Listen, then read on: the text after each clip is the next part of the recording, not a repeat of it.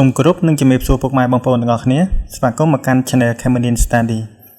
នៅក្នុងវីដេអូនេះគឺយើងនឹងបន្តចូលទៅសិក្សាអំពី comment ចំនួន2បន្ថែមទៀតដែល comment ទី1គឺយើងសិក្សាអំពី layer ដែលមាន shortcut key LA ហើយនិង comment ទី2គឺ comment mat prop ដែលមាន shortcut key MA ប៉ុន្តែមុននឹងបងប្អូនចូលទៅសិក្សាអំពី comment ទាំងពីរនេះសូមបងប្អូនជួយ subscribe Channel Cambodian Study ម្នាក់មួយផងបន្ទាប់ពីបងប្អូន subscribe Channel Cambodian Study ហើយអញ្ចឹងកុំឲ្យខាតពេលយូរយើងចូលទៅសិក្សាអំពី comment ទាំងអស់គ្នានេះបងប្អូន comment layer ដែលមាន shortcut key LA ហើយនិង comment ទី2គឺ comment mat prop ដែលមាន shortcut key MA comment LA comment layer នេះដែរគឺបងប្អូននឹងចូលទៅបង្កើតអំពី layer មួយចំនួននៅក្នុងកម្មវិធី Autodesk AutoCAD មុននឹងបងប្អូនចូលទៅចាប់ផ្ដើមអនុវត្តការគូរប្លង់នៅក្នុង plan ឬក៏គម្រោងរបស់បងប្អូនចូលមកមើលត្រង់ចំណុចនេះឃើញទេបងប្អូននេះឃើញវាអត់មាន layer ច្រើនទេដោយសារខ្ញុំអត់បានបង្កើត layer ណាមួយទេ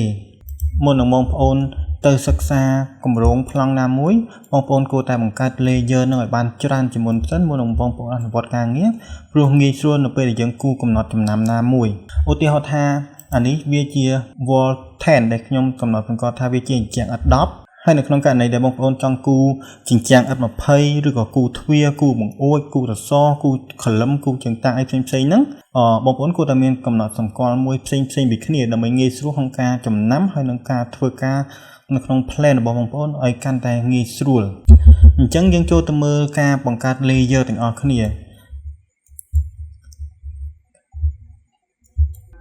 ដើម្បីបង្កើត layer បាននៅក្នុងកម្មវិធី Autodesk AutoCAD គឺមាន comment ឲ្យយើងប្រើប្រាស់មួយគឺ comment layer ដែលមាន shortcut key LA ឥឡូវយើងវាយមក LA enter ឃើញទេបងប្អូនវានឹងលោតផ្ទាំងមួយដើម្បីឲ្យយើងទៅបង្កើត layer នៅក្នុងកម្មវិធីនេះបានដោយនៅពេលដែលបងប្អូនចង់បង្កើតនោះគឺបងប្អូនចុចមកត្រង់ចំណុចនេះ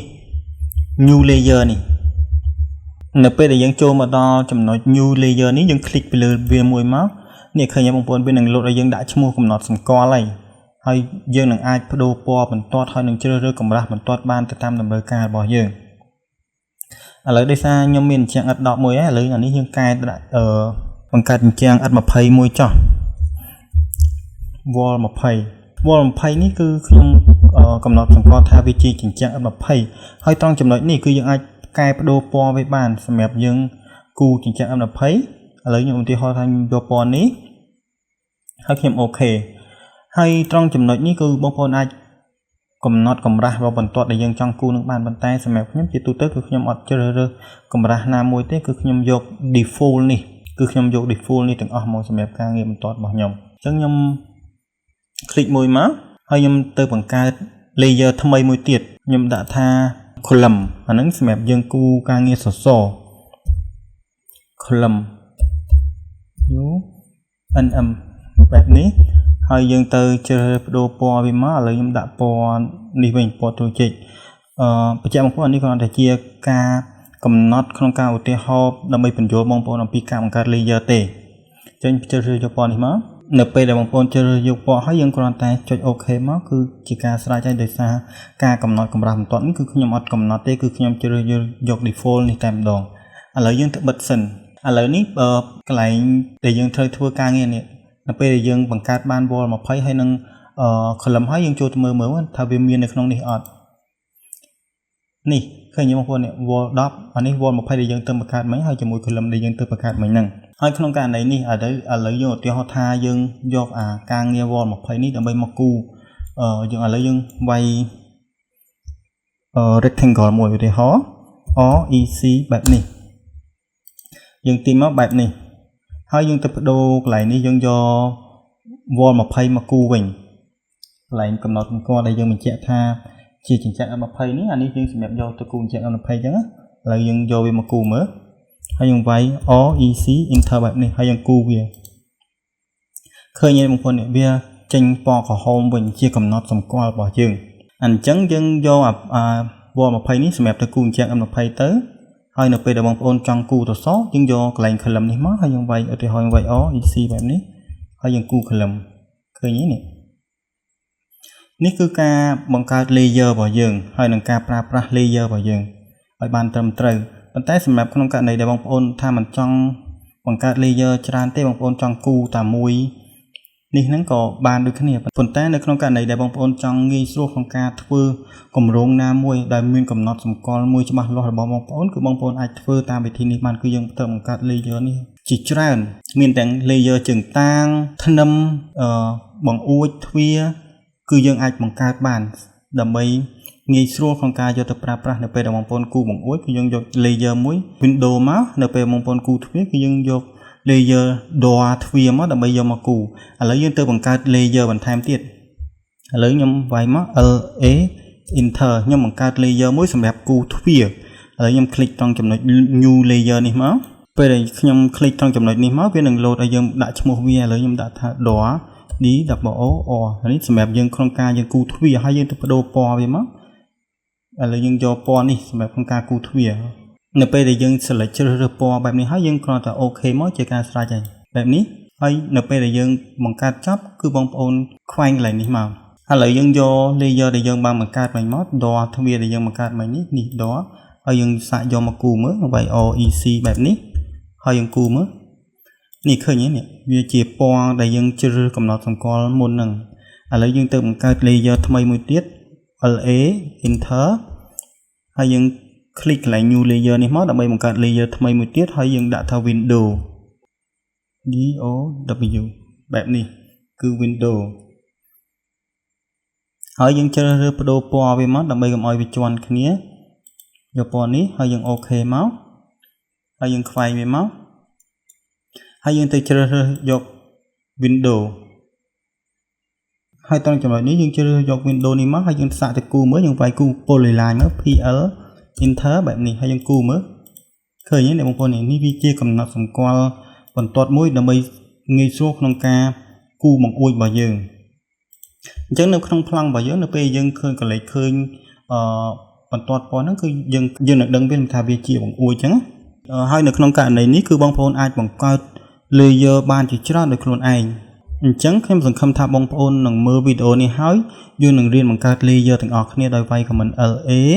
ហើយ enter បែបនេះហើយបងប្អូនចូលទៅបង្កើត layer ឲ្យច្រើនមុននឹងបងប្អូនចូលទៅសិក្សាគូប្លង់ឬក៏គម្រោងណាមួយអញ្ចឹងដើម្បីបងប្អូនងាយស្រួលក្នុងការធ្វើការដោយយើងមានកំណត់សម្គាល់ច្រើនជួយពន្លឿនក្នុងការធ្វើការរបស់យើងហើយនឹងឲ្យយើងងាយស្រួលក្នុងការមើល note ឬក៏កន្លែងកំណត់ចំណាំណាមួយហើយ comment នៅការបង្កើត layer នេះគឺវាមានប៉ុណ្នេះខ្ញុំសង្ឃឹមថាការបញ្យល់អំពីការបង្កើត layer របស់ខ្ញុំទៅដល់បងប្អូននេះនឹងជួយដល់បងប្អូនក្នុងការបង្កើត layer មុននឹងចូលទៅសិក្សាគម្រោងឬក៏ប្លង់ជូនអតិថិជនបានអញ្ចឹងការសិក្សាអំពី comment layer នេះគឺខ្ញុំមានប៉ុណ្ណេះជូនបងប្អូនទាំងអស់គ្នាយើងបន្តទៅមុខទៀតអំពី comment Matchprop ដែលមាន shortcut key MA ឬក៏យើងហៅថា comment MA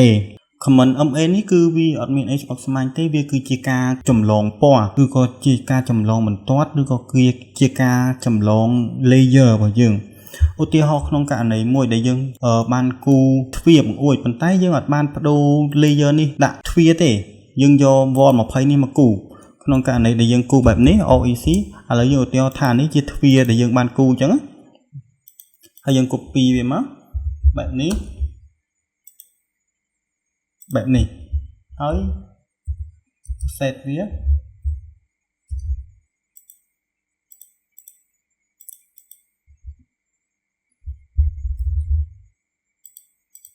ហើយយើង offset វាបែបនេះហើយយើងឧទាហរណ៍ថានេះវាជាទ្វារប៉ុន្តែនៅក្នុងករណីនេះគឺយើងមុននឹងយើងគូទ្វារនេះគឺយើងអត់បានជ្រើសរើសយក layer door ដើម្បីមកគូទ្វារទេគឺយើងយក layer ចិញ្ចក់ M20 មកគូវិញហើយនៅក្នុងករណីដែលបងប្អូន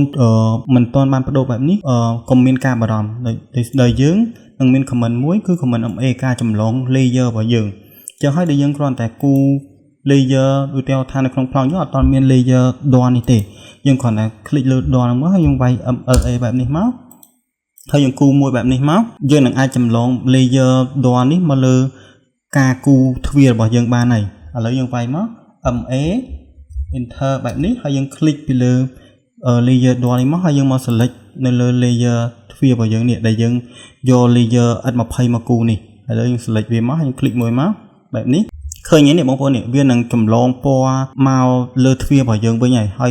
ទ្វាររបស់យើងគឺសន្ធិដ្ឋនៅ layer door វិញហើយឥឡូវយើង control Z មកវិញហើយចាំមើលយើង click លើបន្ទាត់នេះយើង click បែបនេះឃើញទេបងប្អូនចំណុចនេះគឺវា load wall 20 vì load màu wall 20 hơi chậm nói ní là bây giờ click vì mất vì load nhưng escape này hay nhưng click trong nói mất nữa vì load layer door phần tay nơi trong còn lại ní cứ nhưng click tới vì load layer wall 20 bông phone ai mơ trong chậm nói nước bàn hay trongนี้คือยังไอคลิกมือแบบมันในจังจังนั่งทำมันตอนนี้เจเลเยอร์ไอ้แล้วคลิกไปเลยเวียมวยมั้งนี่เจเลเยอร์คลัมให้ยังคลิกอันนี้มือเตียนมั้งเจเลนี่วิเจเลเยอร์อัดมาไพ่ให้ยังมาคลิกมือนี่เตียนมั้งแต่ยังจังนั่งทำวิเจเลเยอร์ไว้ยังคลิกมวยมั้งนี่เวียงโหลดเลเยอร์อัดดอกไปยังให้ขนมการไหนเดี๋ยวยังกูทวีนี่คนไตยังอัดตอนบานปลาเลเยอร์ดอทำไมมากูนี่คือยังปลาของมันเอมาคือยังปลาของมันเอให้ยังอินเทอร์แบบนี้ให้ยังสลัดไปเลยเลเยอร์เดี๋ยวยังจังจำลองมั้งให้ยังมาสลัดเลเยอร์นี่มาเนี่ยสลัดอัพจิกไปยังมั้งแบบนี้จะการสลัดอะไรยังสลัดไปเลยวิธีติดมั้งนี่เคยนี้เนี่ยวิธีเลเยอร์ดอยวิเลนจีเลเยอร์วอลมาไพ่ที่ไรให้ตรงจำนวนต่างๆนั่นคือบางคนอาจโดเวียบานคือยังอาจจำลองไปเวียบานต่างๆเนี่ยให้โครงการในฮัจนี่เวียปฏิหัวทายังจังบานจำลองปอปีฮัจนี่เหมาะด่านเลยทวีบอกเยอะนี่คือยังอาจจำลองมาด้วยขึ้นเนี่ยแล้วยังคลิกไปเลยเวียมวยมั้งให้ยังไวของมันเอมั้งเอินเตอร์ให้ยังมาสลัดเลือกออบเจกต์พอยังมั้งนี่เคยเนี่ยเวียไตโหลดปอกับโฮมโดยฮัจพอยังฮัจตัมโบพอยังไงให้ยังสลัดไปเลยเวียมั้งเวียเหมือนเจเลเยอร์วอลมาไพ่ด้วยก็ดอเตียเดเวียจีฮัจนี่เป็นไตฮัจนี่คือขยำตอนบานบังการเลเยอร์กำนองสมก้อนพอเวียจังบางคนอาจบังโจเตอร์บังการเลเยอร์ด่าทาดัมโบหรือก็โรอย่างนั้นนะหรือก็ฮัจยังด่าโรฮัจยังเติมเจ้าการจำนำท่านั้นคือเลเยอร์ปอตโบลจังการปัญญาปีก็มันมัดปรบแต่มีสดขัดเขียดสอมนี่มันกระทาปันนี้บางคนหนึ่งโยนแล้วปีการจำลองปอหรือก็การจำลองเลเยอร์นี่คือเวียซามันเต้ไปอันมีในประบาเต้หรือยังสาจำลองปีเลเยอร์วอลมาไพ่นี้มาเลเยอร์วอลดอกไม่เหมืออะไรยังไปมั้งอินเทอร์ให้ยังคลิกเลยเลเยอร์นี่มั้งให้ยังมาจำลองเลเยอร์นี่มั้งเคยเนี่ยเวียนเตอร์จีเลเยอร์วอลดอกไปไงยังคลิกมั้งนี่เคยเนี่ยเวียนโหลดท่าอันนั้นจีเลเยอร์วอลดอกไปไงจังการปัญญาปีคอมมันหรือก็คอมมันมัดสปรอปนี้ยังมีเป็นในจูนบางปนออกนี้สังคมดำบางปนออกนี้เมื่อวิดีโอนี้ให้หนึ่งเรียนศึกษาอันดับวัดออกนี้ออกก้นบางปนออกนี้ได้คำตามด้านวิดีโอนี้ตั้งไปดำโหลดจอบจูบนี้ในวิดีโอกลอย